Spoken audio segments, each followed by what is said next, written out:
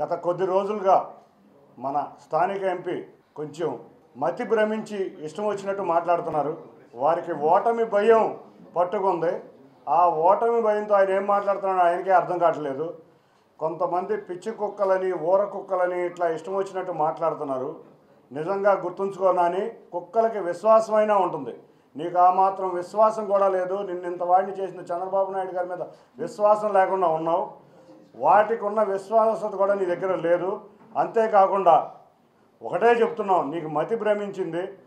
పక్షులు ఒకే రకం పక్షులన్నీ ఒకే గూటికి చేరినట్టు సైకోలన్నీ ఒక సైకో పార్టీ చెంతకు చేరినాయి. కాబట్టి మీరందరూ ఏమి చేసినా రాష్ట్ర ప్రజలు వాళ్ళ చంద్రబాబు నాయుడు గారిని ముఖ్యమంత్రిని చేయాలని ఎంతో ఆతృతతో ఎదురు చూస్తున్నారు. తప్పకుండా రాష్ట్ర ప్రజలు చంద్రబాబు నాయుడు గారిని 175 నియోజకవర్గాల్లో 165 నియోజకవర్గాల్లో పైగా ఉమ్మడి తెలుగుదేశం జనసేన అభ్యర్థులు గెలవబోతున్నారు. అంతేకాకుండా ఆశ్చర్యకరమైన రీతిలో పులివెందుల్లో కూడా జగన్ ఓడిపోబోతున్నారు. గుర్తుంచుకోండి, ఇవాళ ప్రజలకే కాదు ఆ పార్టీలో ఉన్న వ్యక్తులకు కూడా అర్థమైపోయింది వైసీపీ ఓడిపోతుందని.